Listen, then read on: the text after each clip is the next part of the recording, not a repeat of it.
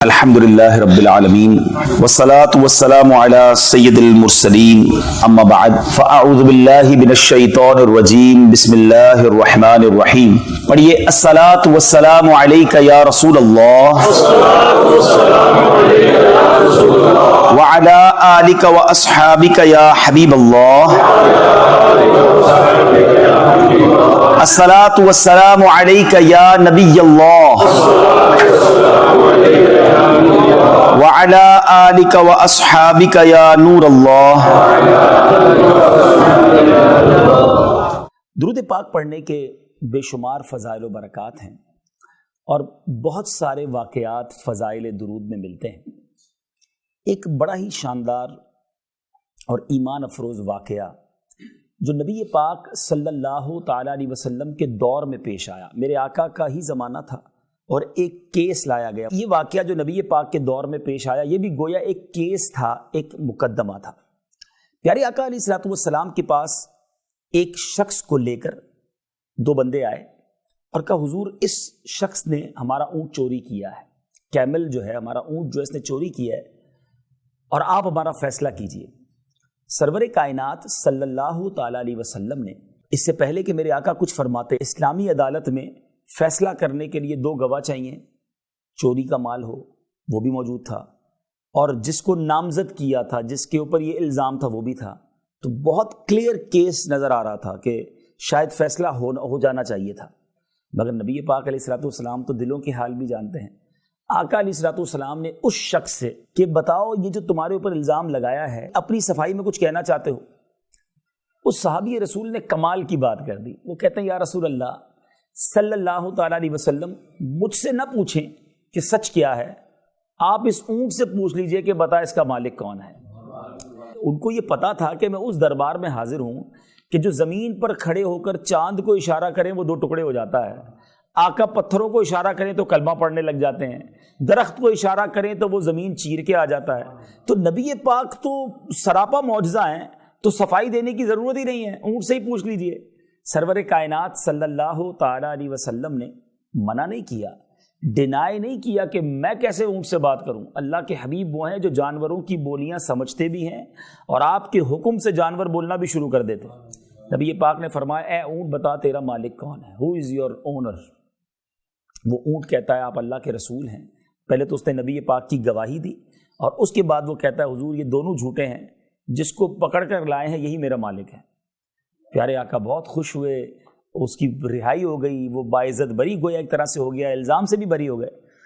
اب نبی پاک نے بڑا کمال کا جملہ ارشاد فرمایا. سرور کائنات صلی اللہ تعالیٰ علیہ وسلم نے جو بات فرمائی وہ بڑی نرالی تھی کہ میرے آقا نے فرمایا کہ ایسا تیرا کون سا نیک عمل ہے جس کی وجہ سے تو اتنی بڑی ذلت و رسوائی سے بچ گیا. کیونکہ اس زمانے میں چور کے ہاتھ کاٹے جاتے تھے، اگر ہاتھ کٹ جاتے تو جدھر بھی جاتا چور کے نام سے پہچانا جاتا، لوگ سمجھ جاتے ہاتھ کٹے ہوئے ہیں. لیکن سوال بڑا نرالا ہے، تھوڑا ہے باریک نقطہ سمجھیے گا. آقا اس امتی سے سوال کر رہے ہیں کہ تیرا کون سا نیک عمل ہے جس کی وجہ سے تو اتنی بڑی ذلت سے بچ گیا. حقیقت تو یہ ہے کہ کمال اور معجزہ تو نبی پاک نے دکھایا، مہربانی تو آقا نے کی تھی، اور پوچھ اپنے امتی سے رہے کہ تیرا کون سا نیک عمل ہے. یہ بھی ایک غلام پر شفقت کا انداز ہے نا. وہ شاعر لکھتے ہیں نا، آتا ہے فقیروں پہ انہیں پیار کچھ ایسا، خود بھیک دیں اور خود کہیں منگتا کا بھلا ہو. خود ہی کرم کیا اور خود ہی پوچھ رہے ہیں بتاؤ تیرا کون سا نیک عمل ہے. وہ کہتا حضور اور کوئی نیک عمل تو یاد نہیں، ہاں میری زندگی میں یہ عمل ہے کہ میں آپ کی ذات پر کثرت سے درود پاک پڑھتا ہوں. میرے آقا نے کیا فرمایا، اے میرے امتی، حدیث پاک کا مضمون ہے، اسی طرح مجھ پر درود پاک پڑھتے رہا کرو، تم جس طرح دنیا میں ذلت سے بچ گئے ہو آخرت میں بھی ذلت سے بچ جاؤ.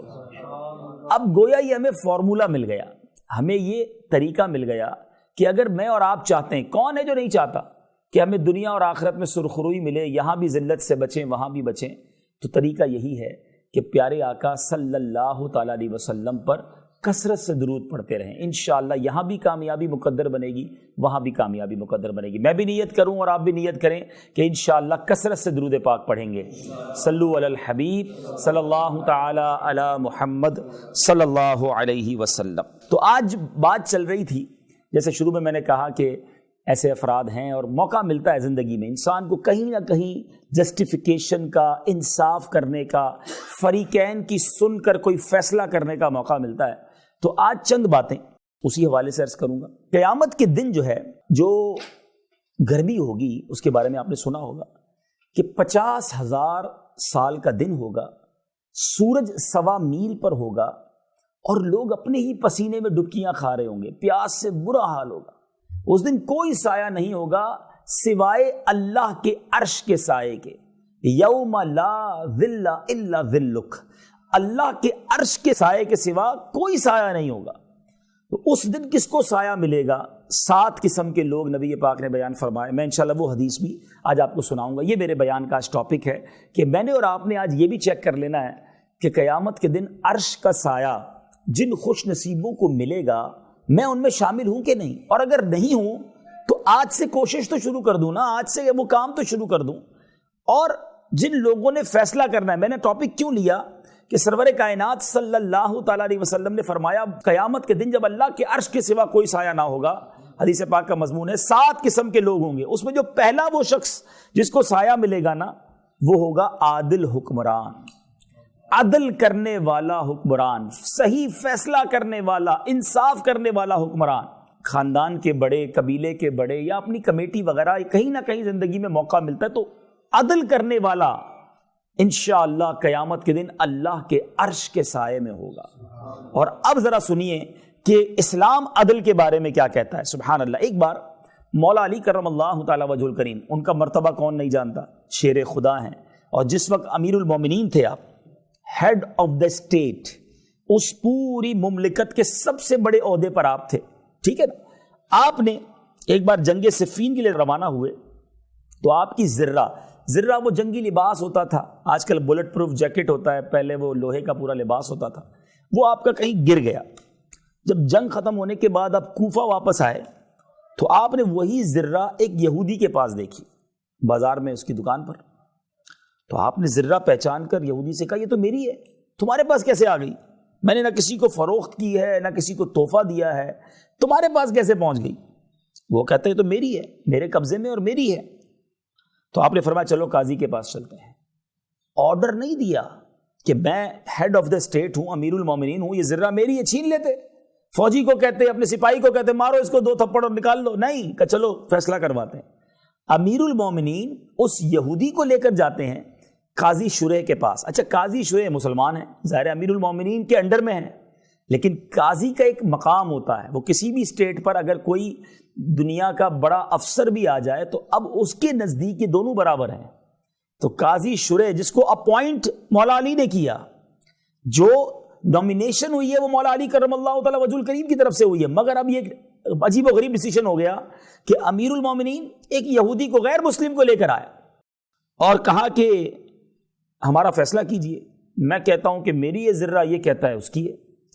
تو قاضی نے کہا کہ امیر المومنین بتائیے کہ آپ کے پاس کوئی گواہ ہے، آپ کا دعویٰ ہے کہ یہ آپ کی ہے، یو ہیو اینی وٹنس؟ تو آپ نے کہا ہاں، میرا بیٹا امام حسن اور میرا غلام اس کا نام کمبر، یہ دونوں گواہی دیں گے. تو قاضی شریح کہتے ہیں کہ باپ کے حق میں بیٹے کی گواہی معتبر نہیں ہے. آپ امیر المومنین ضرور ہیں، اور گواہی دینے والا کون؟ امام حسن، مرتبہ جنتی نوجوانوں کے سردار. مولا علی کون ہے کہ آقا علیہ الصلوۃ والسلام فرمائے میں علم کا شہر ہوں، علی اس کا دروازہ ہے. مگر اتنا بڑا جو ہے وہ مقام ہونے کے باوجود قاضی کیا کہہ رہا ہے کہ حضور بیٹے کی گواہی نہیں چلے گی. اب قاضی نے کیا کیا، اس یہودی کے حق میں فیصلہ دے دیا کہ due to lack of witness, گواہ موجود نہیں ہیں، اس لیے قانون کی روح سے یہ ذرہ تمہاری ہے. مولا علی کے حق میں فیصلہ نہیں دیا. مگر اس اسلامی فیصلے کا حال کیا ہوا، اس کا رزلٹ کیا آیا؟ وہ یہودی کہتا ہے کہ آپ امیر المومنین ہیں، آپ ہی مجھے قاضی کے پاس لے کر آئے، قاضی بھی مسلمان ہیں، مگر چونکہ گواہ نہیں تھا، قانون کے مطابق اس نے میرے حق میں فیصلہ دیا.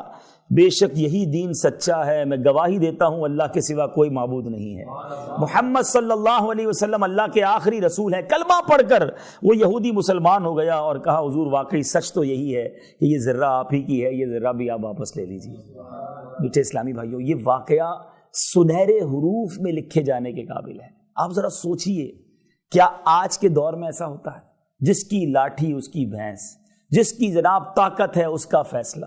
کہیں نہ کہیں کسی نہ کسی موقع پر ہمیں زندگی میں فیصلہ کرنا پڑتا ہے, چاہے وہ اپنے ملازمین کے درمیان ہو, چاہے وہ اپنی فیملی کے درمیان ہو, چاہے دو میاں بیوی لڑ پڑیں, کہیں نہ کہیں آ کر ہمیں کوئی بات کرنی پڑتی ہے. اس وقت ہمارا مائنڈ سیٹ کیا ہوتا ہے؟ سب سے بڑا پرابلم تو یہ ہے کہ ہمیں علم بھی تو نہیں ہے نا. جو دماغ میں, جو ذہن میں آیا, یا جو باپ دادا کا طریقہ رہا ہے, جو ہمارے قبیلے کا طریقہ رہا ہے, وہ ہمارے یہاں جملہ کہتے ہیں ہمارا ریت رواج یہی ہے. میرا اور آپ کا ریت رواج نہیں چلے گا, اسلام کا طریقہ چلے گا. ابھی تھوڑی دیر پہلے ہی میں مفتی قاسم صاحب اللہ ان کو اور حیاتی دے اور زندگی دے, بڑی کمال کی بات ہے, کلپ میں دیکھ رہا تھا. ان سے سوال کیا کسی نے, کیا اسلام ہماری مرضی کا نہیں ہو سکتا؟ تو آپ نے فرمایا اسلام مرضی کا نہیں ہو سکتا, کفر مرضی کا ہو سکتا ہے. کہ کفر تو نافرمانی کا نام ہے نا, جیسی نافرمانی کرو. اسلام اللہ اور اس کے رسول کی مرضی کا چلے گا. میری اور آپ کی مرضی کا کہ بلوچستان میں یہ چلتا ہے, ہمارے جناب فلاں قبیلہ اس کا یہ رواج ہے, وہ نہیں چلے گا. ہم مسلمان ہیں, ہم نے ایمان لائے ہیں, ہم کلمہ پڑھا ہے. اب جو اللہ نے فرمایا, اس کے رسول نے فرمایا, وہ اسلام چلے گا نا, وہ طریقہ چلے گا. تو شریعت جو طریقہ بیان کرتی ہے, میں چند باتیں اور بھی عرض کروں گا کہ فیصلہ کرنے میں کن کن چیزوں کی رعایت کرنی ہے, کن کن چیزوں کو فوکس کرنا ہے. لیکن اس واقعے سے پہلے یہ تو پتا چل جائے نا کہ بات انصاف کی کرنی ہے, طرفداری نہیں کرنی کہ میرے قبیلے کا ہے, میرے خاندان کا ہے, پرانا دوست ہے, بچپن کا گرائی ہے, اس کی تو بات ماننی پڑے گی, غلط ہے پھر بھی اسی کو سپورٹ کرنا ہے. ایسا کر تو جائیں گے, ہو بھی جاتا ہے, پیسے کھلا کر بھی فیصلے ہو جاتے ہیں. مگر یہ نا انصافی کرنے والا سوچے کہ قیامت کے دن اللہ کو کیا منہ دکھائے گا. اس دن مظلوم کا ہاتھ ہوگا اور ظالم کا گریبان ہوگا. اس دن نہیں بچ پائے گا. انصاف کے ساتھ کھڑے ہونا چاہیے, چاہے اس کے لیے کڑے فیصلے کرنے پڑیں. میرے میٹھے اسلامی بھائیوں, اچھا ایک اور بات, اسلام کو کیا پسند ہے؟ مثال کے طور پہ ایک بندہ آیا کہ اس نے میرے کو مارا ہے, یا میرے جناب فلاں کام خراب کر دیا ہے. ایک تو فیصلہ یہ کہ تم بھی اس کو مار لو, لڑائی کر لو, یا اس پر کوئی جرمانہ لگا دیا, قید سنا دی. اس سے نفرتیں جنم لیتی ہیں. انصاف تو ہو جاتا ہے. شریعت یہ چاہتی ہے کہ کسی طرح دو بھائیوں میں صلح کرا دی جائے, معافی تلافی کر کے خاندان ملا دیے جائیں. میں آپ کا نہیں کہتا, ورنہ ہم آئے دن اخبارات میں خبریں پڑھتے ہیں کہ فلاں قبیلے کے سردار بیٹھے, کسی نے ایک خاندان کا بندہ مار دیا تھا, دوسرے نے کہا تم بھی مار لو, فلاں کام کر لو. معاذ اللہ شادیاں بچوں کی کرا دی جاتی ہیں, چھوٹی چھوٹی بچیوں کو دے دیا جاتا ہے بدلے میں, کیونکہ اس نے اس خاندان کی بچی کے ساتھ کوئی غلط کام کیا تو اب تم بھی کر لو. یہ کون سا فیصلہ ہے؟ تو پہلی کوشش اسلام یہ کہتا ہے کہ صلح کی کروائی جائے, معافی تلافی کرائی جائے, کیونکہ معافی تلافی میں محبت رہتی ہے, پیار رہتا ہے. لیکن اگر کسی کو بعض اوقات جب سزا ہوتی ہے, سزا اسلام کا طریقہ ہے, پہلی کوشش میں کہہ رہا ہوں, اس کے بعد تو مجبوراً وہی کرنا پڑے گا. تو اب ذرا سنیے گا کہ ایک بار نبی پاک علیہ الصلوۃ والسلام حضرت انس رضی اللہ تعالیٰ فرماتے ہیں کہ سرکار دو عالم علیہ الصلوۃ والسلام نے تبسم فرمایا, مسکرائے. اچھا صحابہ بھی کمال کے تھے نا, نبی پاک کی کوئی بھی ان یوزول چیز دیکھتے جو جس کو کہیں کہ عادت مبارکہ میں نہ ہو, اچانک ہو جائے, تو خاموش نہیں رہتے تھے. پیارے آقا سے کوسچن کر لیا کہ یا رسول اللہ صلی اللہ تعالی علیہ وسلم, آپ کیوں مسکرائیں, کیا وجہ ہے؟ پیارے آقا علیہ الصلوۃ والسلام فرماتے ہیں کہ اللہ کی بارگاہ میں میرے دو امتی اللہ کی بارگاہ میں دو زانو گریں گے, قیامت کا دن ہوگا. ایک عرض کرے گا یا اللہ میرا انصاف دلا, اس نے مجھ پر ظلم کیا ہے. اللہ دعویٰ کرنے والے سے فرمائے گا کہ کیا کرے, اس کے اوپر تو پاس کوئی نیکی بھی نہیں ہے, کیونکہ اس زمانے میں پیسے تو نہیں ہوں گے نا کہ قیامت کے دن کسی کے پیسے کھائے ہوں گے تو ہم اپنے جیب سے نکال کے دے دیں گے, پیسے تو کسی کے پاس نہیں ہوں گے. ظلم کیا ہے تو اس کے بدلے نیکیاں دینی پڑیں گی. تو اللہ فرمائے گا کہ اس بندے کے پاس تو نیکی بھی نہیں ہے, وہ تجھے کیا دے؟ تو جس نے دعویٰ کیا ہوگا نا وہ کہے گا یا اللہ میرے گناہ اس کے سر ڈال دے. اور یہ کہہ کر نبی پاک رو پڑے, آقا کے آنسو گرنے لگے کہ وہ بڑا نازک دن ہوگا اے عمر. لوگ ایک ایک نیکی کو ترس رہے ہوں گے, حدیث کا مضمون ہے, ایک ایک نیکی کو ترس رہے ہوں گے. نیکی نہیں ہوگی تو بندہ چاہے گا میرا گناہ کسی کے سر جائے, یہ بوجھ اتر جائے. قیامت کے دن کی ہولناکی سے اس لیے ڈریں کہ ماں ہے نا, اس پوری کائنات میں سب سے زیادہ مجھ پر اور آپ پر مہربان کوئی ہے تو وہ میری ماں ہے, آپ کی ماں ہے. ماں سے زیادہ بچے سے کوئی پیار نہیں کرتا. ماں بھوکی رہ جائے گی, بچے کو کھلائے گی, ماں سردی اٹھا لے گی, بچے کو گرمی پہنچائے گی. لیکن قیامت کا دن ایسا نفسا نفسی کا ہوگا. سیدی اعلیٰ حضرت اسی میدان محشر کے اس نقشے کو اپنے اشعار میں بیان کرتے ہیں نا. آپ فرماتے ہیں ماں جب اکلوتے کو چھوڑے آ آ کہہ کے بلاتے یہ، باپ جہاں بیٹے سے بھاگے لطف وہاں فرماتے یہ، آقا وہاں کام آئیں گے، ماں باپ کام نہیں آئیں گے۔ تو اب پیارے آقا فرماتے ہیں کہ وہ اللہ کی بارگاہ میں بندہ کہے گا یا اللہ اگر اس کے پاس نیکیاں نہیں ہیں تو میرے گناہ اس کے سر پہ ڈال دے۔ اب اللہ تبارک و تعالیٰ کیا فرمائے گا؟ دیکھ تیرے سامنے کیا ہے، مظلوم سے فرمائے گا۔ تو وہ عرض کرے گا اے پروردگار میں اپنے سامنے سونے کا پورا ایک شہر دیکھ رہا ہوں، بڑے بڑے محلات دیکھ رہا ہوں جو موتیوں سے بنے ہوئے ہیں، موتیوں سے آراستہ ہیں۔ یہ شہر یا محلات کسی شہید یا پیغمبر کے لیے؟ تو اللہ فرمائے گا یہ اس کے لیے ہے جو اس کی قیمت ادا کرے۔ تو وہ بندہ کہے گا یا اللہ اس کی قیمت کون ادا کر سکے گا؟ اتنے بڑے بڑے سونے کے محلات ہیں، پورے پورے گھر سونے اور جواہرات کے بنے ہوئے ہیں۔ تو اللہ فرمائے گا تو ادا کر سکتا ہے، اے بندے تو ادا کر سکتا ہے۔ وہ عرض کرے گا وہ کس طرح؟ اللہ عز و جل فرمائے گا اس طرح کہ تو اپنے بھائی کے حقوق معاف کر دے، اپنے اس بھائی کو معاف کر دے جو اس نے تجھ پر ظلم کیا ہے نا، تو معاف کر دے۔ تو کہتا ہے یا اللہ میں نے سارے حقوق معاف کیے، اگر مجھے یہ محل ملنے والے ہیں تو میں نے سارے حقوق معاف کیے۔ اللہ فرمائے گا اپنے اسی بھائی کا ہاتھ پکڑ اور دونوں اکٹھے جنت میں چلے جاؤ۔ یہ ہے میرا رب، یہ ہے اس کی شان کریمی۔ رب قیامت کے دن سلو کروائے گا بندوں کی جو لڑائی جو ظلم جو ہو گئے، وہ اللہ اتنا کریم ہے کہ قیامت کے دن بھی سلو کرائے گا تاکہ بندہ بندے کو معاف کرے اور جنت میں جائے۔ تو آج بھی اگر کسی کو فیصلہ کروانے کی نوبت آئے کوشش کریں کہ سلوح کروائیں۔ میں قرآن پاک کی آیت پہلے سنا دوں۔ اللہ تبارک و تعالیٰ قرآن میں ارشاد فرماتا ہے وَالصُّلْحُ خَيْرٌ، اور صلح خوب ہے، وَأُحْضِرَتِ الْأَنفُسُ الشُّحَّ، اور دل لالچ کے پھندے میں ہے۔ سلو میں ہی خیر ہے، سلو ہی میں بہتری ہے۔ تو سب سے پہلی کوشش ہمیں کرنی کیا چاہیے کہ سلوح کروا دیں، دونوں کی الگ الگ سنیں، پیار سے بات کریں۔ بلکہ دو مسلمانوں میں سلوح کروانے کے لیے ہمیں جھوٹ بولنے تک کی شریعت نے اجازت دی۔ حالانکہ جھوٹ کتنا بڑا گناہ ہے، ٹھیک ہے نا؟ جھوٹ کے بارے میں یہاں تک آیا کہ جو بندہ جھوٹ بولتا ہے اس کے منہ سے ایک ایسی بدبو نکلتی ہے کہ فرشتہ 1 میل دور چلا جاتا ہے۔ لیکن اگر دو مسلمانوں میں، میاں بیوی میں اگر آپ نے سلوح کروانی ہے تو آپ یہاں جھوٹ بھی بول سکتے ہیں۔ کیسے؟ کہ ایک بھائی دوسرے بھائی سے ناراض ہے، وہ ایک دوسرے سے بالکل مخالف ہے، دشمنیاں لگی ہوئی ہیں۔ اچھا ہمارے لوگ کیا کرتے ہیں؟ جھوٹ بولتے ہیں مگر مرچی مسالہ لگانے کے لیے۔ پتہ ہے اس نے تمہارے بارے میں یہ بولا تھا، وہ کہتا ہے میں نہیں چھوڑوں گا، جان سے مار دوں گا۔ اچھا وہ بھی کہتا ہے اچھا میں بھی اپنی بندوق سیدھی کرتا ہوں۔ یعنی لڑائی کرنے کے لیے، دوریاں ڈالنے کے لیے جھوٹ بول رہے ہیں، وہ ان کا کیا بنے گا؟ لیکن شریعت کیا کہتی ہے کہ اگر دو بھائیوں کا دل ملانا ہے، آپ کسی کے پاس گئے، کہا یار میں ان کے پاس سے ہو کر آیا تھا، وہ تو بہت آپ کی تعریف کر رہے تھے، بہت دعائیں دے رہے تھے آپ کو، ایسا نہیں ہے جیسا آپ سوچتے، وہ تو پازیٹیو سوچتے ہیں آپ کے بارے میں۔ دوسرے کے پاس گئے، اس کو کہا یار وہ بھائی تمہارے بارے میں بڑا پیار سے بات کر رہا تھا، کہہ رہا تھا یار میرا بھائی ہے۔ یعنی ایسی باتیں کرنا جس سے دل مل جائے، جس سے سلو ہو جائے، جس سے دوستی ہو جائے۔ یعنی آپ پوائنٹ سمجھ رہے ہیں میرا، کہ وہ کام جو اللہ کو سخت ناپسند، اسلام کو سخت ناپسند، جھوٹ ایسا نہ ہو کہ ویسے بولنا شروع کر دیں۔ جھوٹ سے بڑی برائی نہیں ہے کوئی، بہت بڑے گناہوں میں سے یہ گناہ ہے، بلکہ جھوٹ ایک ایسا گناہ ہے یا ایسی برائی ہے جو کسی بھی مذہب میں جس کو ہے نا اچھا نہیں سمجھا جاتا۔ دنیا کا ہر مذہب، دنیا کی ہر قوم جھوٹ کو برا سمجھتی ہے۔ بدقسمتی سے آج اتنا جھوٹ بولا جا رہا ہے، پہلے کبھی کبھی ہم سنتے تھے کہ بندہ کبھی کبھی جھوٹ بولتا تھا، اور اب تو یہ حال ہو گیا کہ ایسا لگتا ہے کبھی کبھی ہی سچ بولتا ہے، ورنہ انسان جھوٹ بولنے میں بڑے دلیر ہو گئے ہیں۔ نہیں میرے بیچ اسلام ہر حال میں سچ بولنا ہے، لیکن میں یہاں چونکہ سلوک کی بات کر رہا ہوں، دل ملانے کی بات کر رہا ہوں، تو اسلام کو اتنا پسند ہے یہ عمل کہ دل ملائے جائیں، محبتیں پھیلائی جائیں، نفرتیں پھیلائی نہ جائیں۔ اور اس کی اپوزٹ کچھ لوگ کام کر رہے ہوتے ہیں، یہ عورتوں میں بڑی برائی ہے اور کچھ مردوں میں بھی ہوتی ہے، جس کو ہم کہتے ہیں چغل خوری، لگائی بجھائی ہے۔ فلاں یہ کہہ رہا تھا، اس کی دکان سے اٹھے تو اگلی دکان پر گئے، یار وہ تو تمہارے بارے میں یہ کہتا تھا، اس کی مل سے نکلے دوسرے کی مل میں گئے، وہ تو تمہارے بارے میں یہ کہہ۔ معاذ اللہ، اگر کہہ بھی رہا تھا تو آپ پر فرض ہے اس تک پہنچانا تاکہ اور دوری ہو جائے اور دشمنی ہو جائے۔ آپ کوئی خبر پہنچانے والے افراد ہیں کہ ایک خبر دوسری خبر تک پہنچانا ضروری ہے؟ دیکھیں ہمارا شعبہ اپنی جگہ پر، جیسے میں نے بھی ایک جملہ کہا کہ اسلام ہماری مرضی کا نہیں ہوگا، ہمیں اسلام کی مرضی کے مطابق ہونا پڑے گا نا۔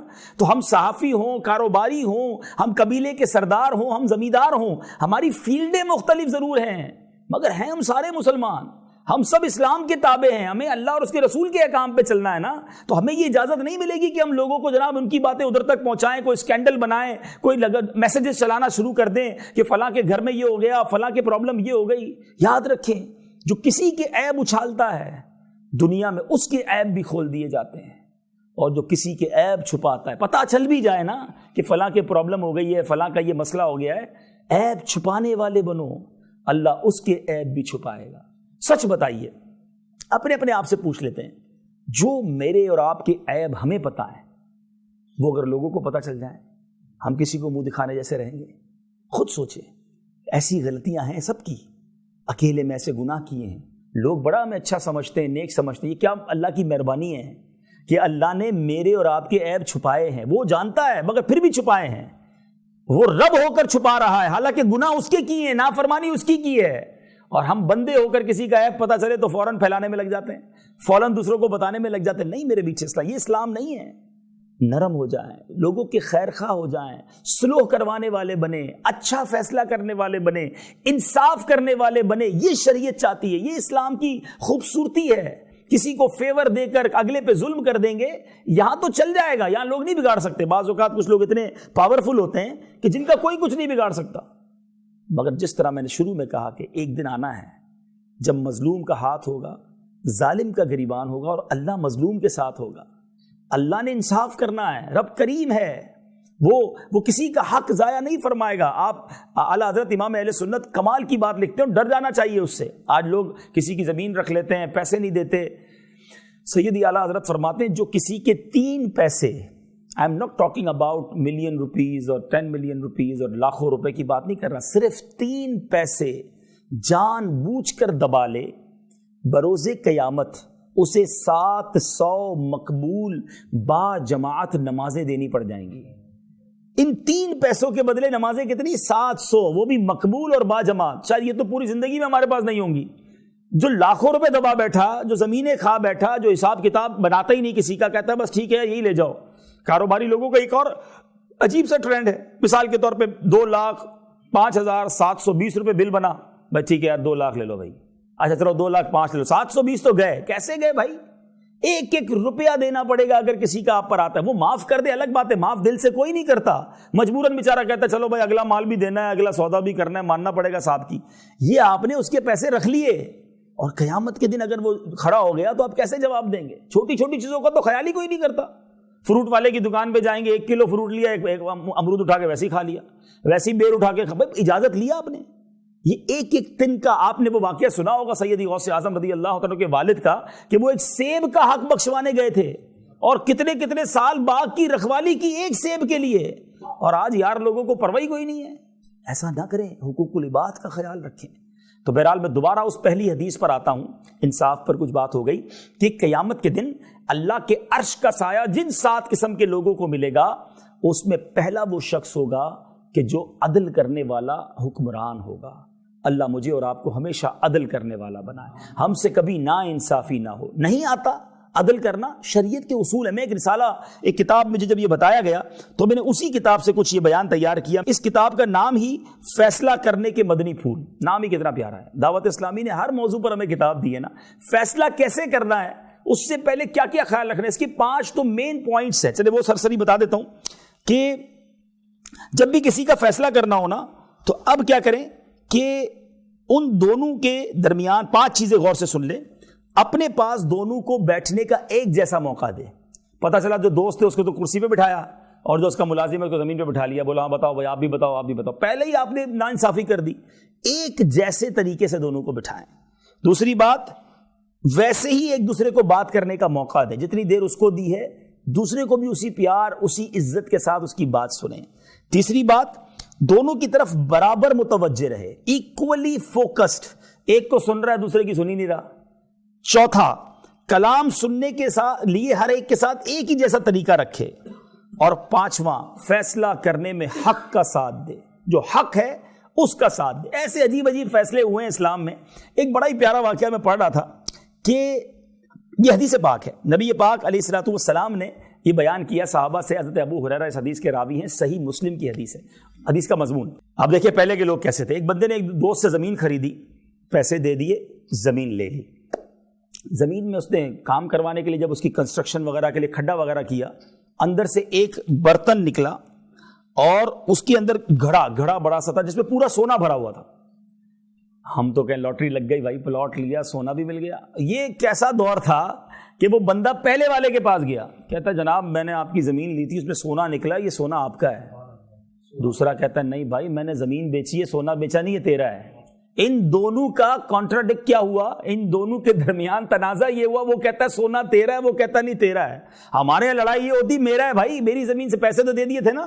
یہ دل تھا لوگوں کا۔ اب یہ مقدمہ گیا قاضی کے پاس، اب بتائیے ایسا پاسبل؟ نبی پاک فرما رہے ہیں کہ یہ دونوں پہنچ گئے قاضی کے پاس، زمین والا کہتا ہے بھائی یہ سونا تیرا ہے، وہ جس کا سونا وہ کہتا ہے بھائی تیرا ہے۔ ان دونوں کے درمیان بحث ہو رہی ہے۔ قاضی بھی کمال کا کہتا بتاؤ تمہاری اولاد ہے؟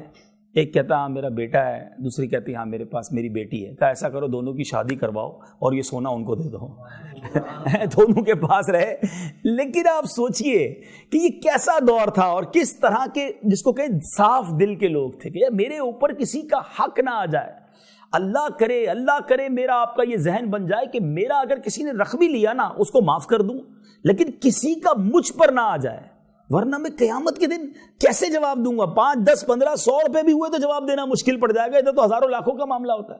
تو یہ مائنڈ سیٹ اللہ کرے ہمارا بن جائے۔ تو بہرحال پہلا وہ شخص 7 لوگوں میں سے جس کو اللہ کے عرش کا سایہ ملے گا وہ ہے عادل حکمران۔ عدل کریں گے نا انشاءاللہ، اور اس میسج کو فارورڈ بھی کریں، اس میسج کو عام کریں۔ نمبر 2، دوسرا وہ نوجوان جس کی جوانی اللہ کی اطاعت میں گزری۔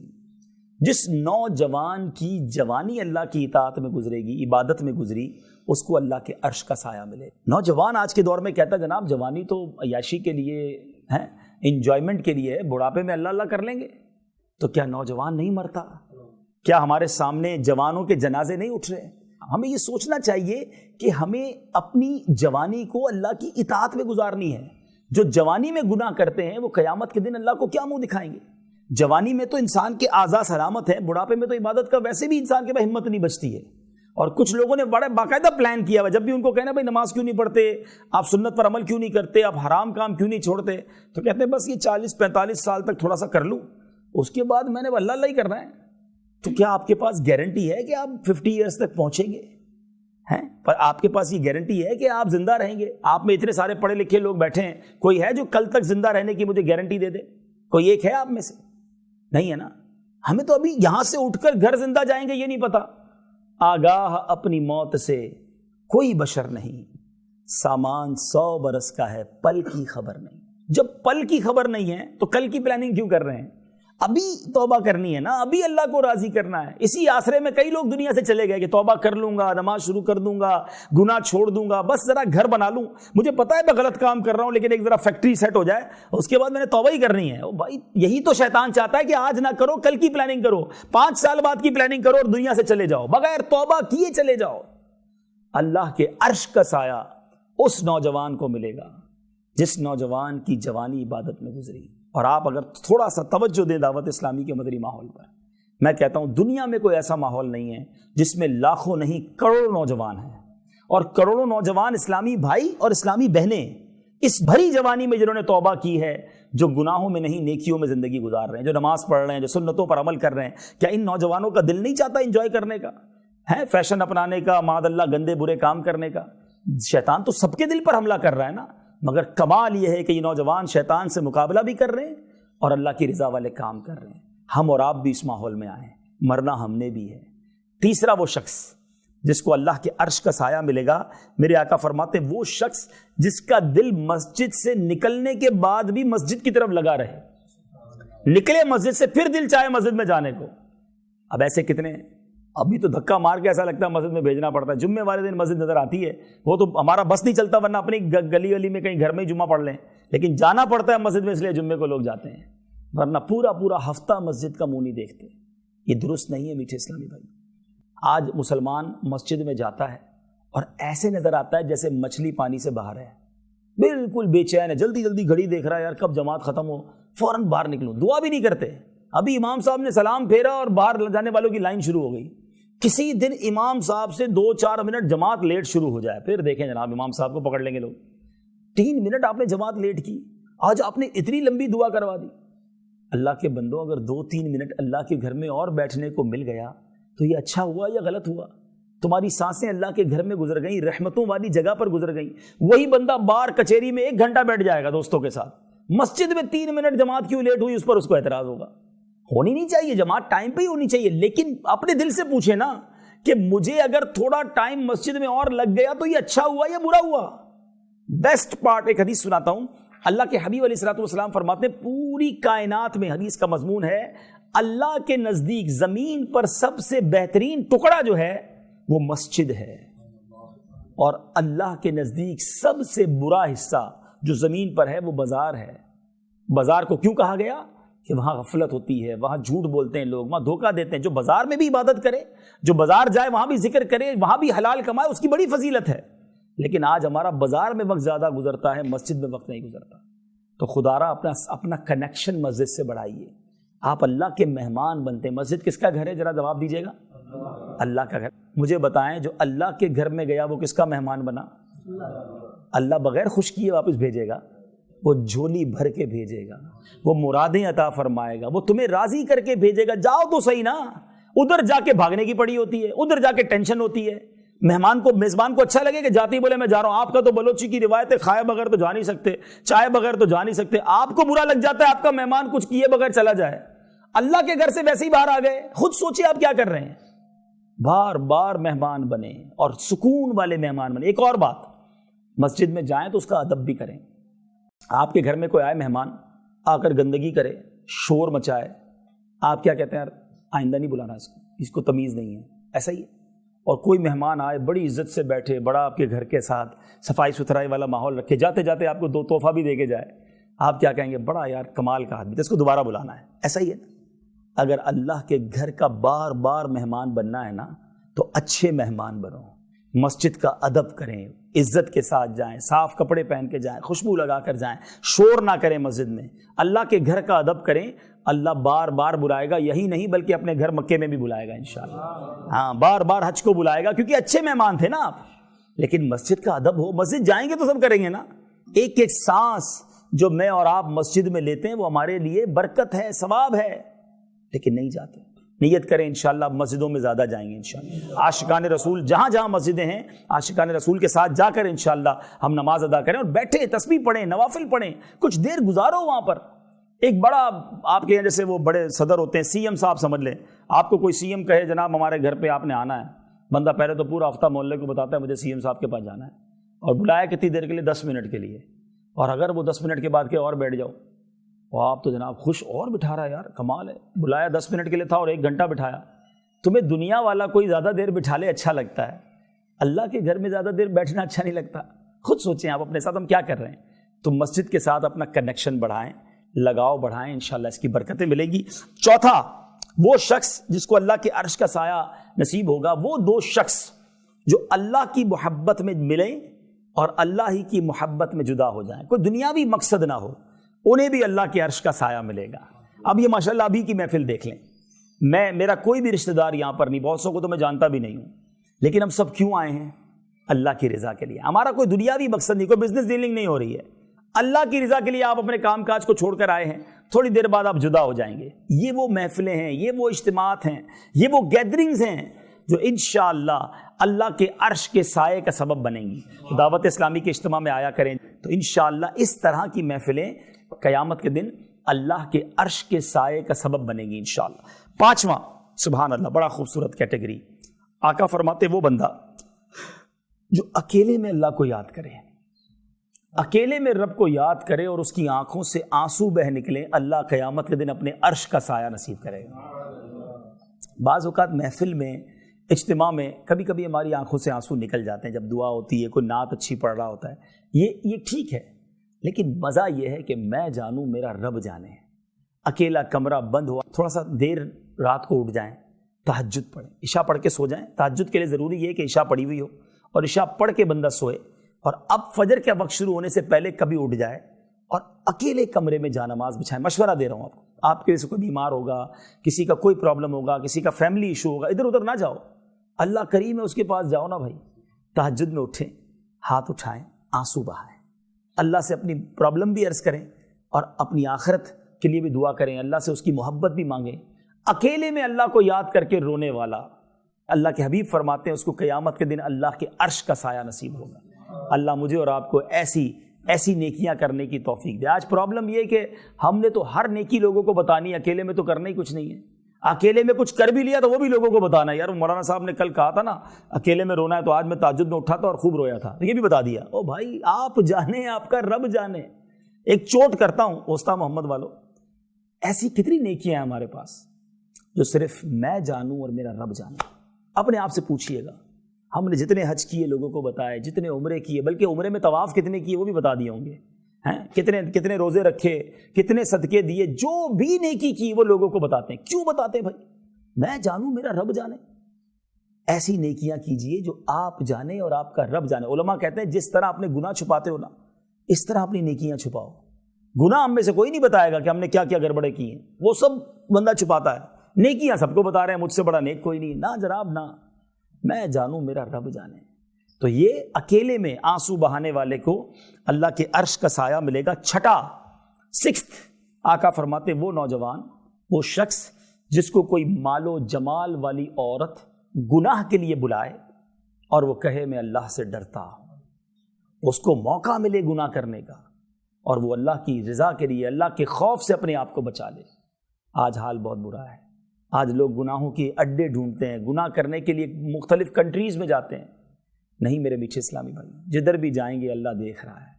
اللہ وہ خوف نصیب کر دے، اللہ وہ خیال نصیب کر دے کہ جب گناہ کا جی چاہے نا تو یہ خیال آ جائے کہ جو بھی میں کرنے جا رہا ہوں یہ اللہ دیکھ رہا ہے۔ اللہ مجھے اور آپ کو اپنا صحیح خوف نصیب فرمائے۔ ساتواں، وہ شخص سبحان اللہ کہ اس طرح چھپا کر صدقہ دے، ایسے صدقہ دے کہ دائیں ہاتھ سے صدقہ دے تو بائیں ہاتھ کو پتہ نہ ہو، پتہ نہ چلے کسی کو۔ ادھر بائیں ہاتھ کو تو شاید پتہ نہیں ہوتا، مگر پورے بلوچستان کو تو پتہ ہوتا ہے۔ صدقہ دیں گے تو مسجد میں اعلان خاص طور پہ کروانا ہوگا، حضرت ذرا امام صاحب اعلان کریں، فلاں حاجی صاحب نے پنکھے لگائے ہیں، اللہ ان کو جزائے خیر دے، فلاں نے کولر لگایا ہے، خاص والی دعا کیجیے گا، امام صاحب ذرا پیسے زیادہ دیے ہیں۔ اپنے دل سے پوچھیں یہ کیوں کرواتے ہیں ہم؟ تاکہ نمازیوں کو پتہ چلے میں جانوں میرا رب جانے۔ میں نے کہا نا یہ ہے مشکل، آسان نہیں ہے، بلکہ کتنا مشکل ہے میں آپ کو بتاتا ہوں۔ ایک بار فرشتوں کے اندر یہ ڈیبیٹ شروع ہو گئی، بحث ہو گئی کہ اللہ کی سب سے مضبوط مخلوق کون سی ہے، طاقتور کریشن۔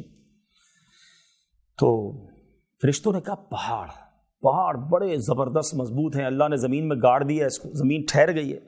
دوسرے نے کہا لوہا تو پہاڑ بھی کاٹ دیتا ہے۔ تیسرے فرشتے نے کہا نہیں جناب، آگ تو لوہے کو بھی پگھلا دیتی ہے۔ چوتھے نے کہا پانی تو آگ کو بھی بجھا دیتا ہے۔ اگلے نے کہا نہیں، ہوا پانی کو بھی لے جاتی ہے۔ کنفیوزڈ ہیں، کیا مخلوق طاقتور ہے، کون سی زیادہ پاورفل ہے؟ اللہ سے عرض کی مولا تو ہی بتا دے تیری سب سے زیادہ طاقتور مخلوق کون سی ہے؟ اللہ فرماتا ہے میرا وہ بندہ جو دائیں ہاتھ سے صدقہ کرے اس کے بائیں ہاتھ کو پتہ نہ چلے، وہ میری سب سے طاقتور مخلوق ہے۔ اس کا مطلب یہ بڑا دل گردے کا کام ہے، اٹس ناٹ ایزی۔ پیٹ میں درد شروع ہو جاتا ہے، ادھر نیکی کری ادھر ٹینشن شروع، بتاؤں کیسے، بہانہ نکالوں، کوئی بات گماؤں، کچھ تو کروں یار تاکہ بتا دوں۔ یہ کیوں خیال آتا ہے کہ بتا دوں؟ وہ آج کل وہ کہتے ہیں نا، ہم میسج کرتے ہیں تو لکھا ہوا آتا ہے میسج ڈیلیورڈ۔ جب تک وہ نیکی ڈیلیورڈ نہیں ہوتی نا ہمیں چین نہیں آتا۔ کسی طرح اس کو پتہ چل جائے میں نے روزہ رکھا ہے، میں نے تہجد پڑھی ہے، میں نے مسجد کو صدقہ دیا ہے، میرے پاس ایک غریب ملازم تھا میں نے اس کا گھر بنا دیا، کوئی نہ کوئی بات نکال کر گھما پھرا کر بتانی ہے۔ ہمارا یہ اصل میں تجربہ ہے نا، ہم تو ملتے رہتے سارا سال ہی لوگوں سے، ہم کسی کے گھر جائیں، آفس پہ جائیں نا چائے پینے، ملاقات کرنے، تو وہ شروع ہو جائیں گے الحمدللہ 2006 میں حج بھی کیا، اللہ نے بڑا کرم کیا، 2010 سے ہر سال سرکار کرم کرتے ہیں، رمضان میں عمرے پہ جاتا ہوں، رجب شعبان رمضان کے اللہ نے کرم کیا، روزے بھی رکھے ہیں، ہمارے محلے میں مسجد ہے اس کو بھی ہم نے بنایا ہے، ہر سال جناب غریبوں کی شادی کراتے ہیں۔ بندہ پوچھے یار کس نے پوچھا ہے آپ سے ساری باتیں؟ کیوں آپ 15 سال کی نیکیاں 15 منٹ میں بیان کرنا چاہتے ہیں؟ اچھا ایک چوٹ کرنے والی بات، آپ کو یہ تو یاد ہے کہ 10 سال پہلے آپ نے حج کیا تھا، کل جھوٹ بولا تھا یہ یاد ہے؟ آج صبح گھر سے نکلے تھے اور آنکھوں نے حرام دیکھا تھا وہ یاد ہے؟ 10 سال پرانی نیکی 10,000 لوگوں کو بتا چکے، روزانہ گناہ کرتے ہو وہ یاد رکھا، اس کی توبہ کی وہ کسی کو بتایا؟ سوچئے، چوٹ کر رہا ہوں۔ سیدنا حسن بصری رحمۃ اللہ تعالی علیہ سے بچپن میں غلطی ہوئی تھی، آپ جب بھی کوئی نیا لباس سلواتے نا اس کے کالر پر وہ گناہ لکھواتے تھے اور اس کو دیکھ کر رویا کرتے تھے کہ مجھ سے غلطی ہوئی تھی۔ آج ہم نے سارے گناہ بھلا بیٹھے، نیکیاں ساری یاد رکھی ہیں. یہ شیطان کا وار ہے. فرسٹ آف آل وہ ہم سے نیکیاں کرنے نہیں دیتا, روکتا ہے. کر لیں تو ضائع کروانے میں لگا دیتا ہے. اللہ کرے دل میں اتر جائے میری بات. تو آج یہ میں بھی ذہن بنا لوں, آپ بھی ذہن بنا لیں. ان 7 قسم کے لوگوں میں اگر ہم نہیں ہیں, آپ نے وہ لسٹ سن لی, تو آج سے پلان کیجئے, عادت بنائیے کہ کسی طرح کسی 7 کیٹیگریز میں سے ایک میں تو آ جاؤں نا, کہ اللہ کے عرش کا سایہ نصیب ہو جائے. اللہ مجھے اور آپ کو ایسے اعمال کرنا نصیب فرمائے, اور جب بھی انصاف عدل کرنے کا موقع ملے اللہ ہمیں انصاف کرنے والا بنائے, فیصلہ صحیح کرنے والا بنائے, ظلم سے بچائے. اور یہی دعوت اسلامی کا میسج ہے, علم دین پھیلانا, لوگوں میں یہ شعور پیدا کرنا کہ ہمارا قرآن کیا کہتا ہے, ہماری حدیث کیا کہتی ہے, ہمارا اسلام کیا کہتا ہے. صلو علی الحبیب صلی اللہ تعالی علی محمد صلی اللہ علیہ وسلم.